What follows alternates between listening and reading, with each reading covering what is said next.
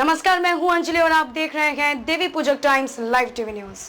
तो चलिए शुरुआत करते हैं आज की मुख्य खबर से। यूपी में अब तेजी से विकसित होंगी नई टाउनशिप, सस्ते होंगे भवन और भूखंड, वित्तीय मदद करेगी सरकार। उत्तर प्रदेश में अब भवन और भूखंड सस्ते होंगे। मुख्यमंत्री शहरी विस्तारीकरण नए शहर प्रोत्साहन योजना के तहत भूमि खरीदने में सरकार वित्तीय मदद करेगी। विकास प्राधिकरण परिषद को सीड कैपिटल के तौर पर सरकार 50% तक धनराशि देगी। वित्तीय संकट से जूझ रहे विकास प्राधिकरण और आवास विकास परिषद अब तेजी से नई टाउनशिप विकसित कर सकेंगे। राज्य सरकार टाउनशिप के लिए भूमि खरीदने में मुख्यमंत्री शहरी विस्तारीकरण नए शहर प्रोत्साहन योजना के तहत प्राधिकरण में परिषद की 4000 करोड़ रुपए तक की वित्तीय मदद करेगी।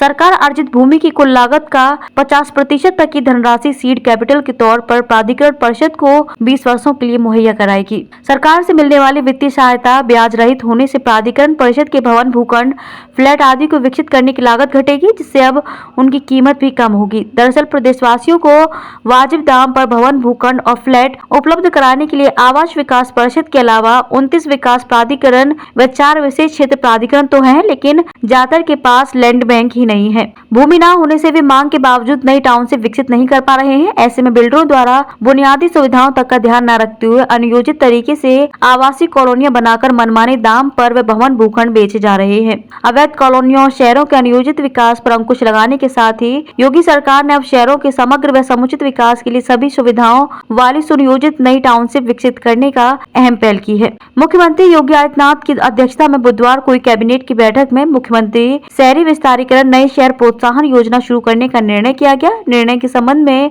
ऊर्जा मंत्री ए.के. शर्मा ने बताया कि पहली बार शुरू की जा रही इस योजना के तहत राज्य सरकार विकास प्राधिकरणों व परिषद को नई टाउनशिप के विकास या पहले से विकसित टाउनशिप के विस्तारीकरण के लिए तेजी से भूमि अर्जन में सीड कैपिटल के रूप में वित्तीय सहायता देंगी। शर्मा के मुताबिक भूमि की कुल लागत का 50% तक की धनराशि 20 वर्ष की अवधि के लिए प्राधिकरण परिषद को उपलब्ध कराई जाएगी। गौर करने की बात यह है कि ब्याज रहित धनराशि मिलने से प्राधिकरण परिषद का भूमि अर्जन का खर्चा कम होगा, जिससे नई टाउनशिप में भवन, भूखंड व फ्लैट विकसित करने की लागत घटेगी। इससे प्राधिकरण परिषद के भवन, भूखंड, फ्लैट निजी क्षेत्र की तुलना में सस्ते होंगे, क्योंकि प्राधिकरण परिषद कीमत तय करने में मनमानी नहीं कर सकते। इसलिए बेघरों को प्राधिकरण परिषद से पक्की छत मिलने का खर्चा भी कम होगा। खबरों में अब तक के लिए बस इतना ही। मिलते हैं फिर ऐसे ही किसी बड़ी खबर के साथ। तब तक के लिए नमस्कार।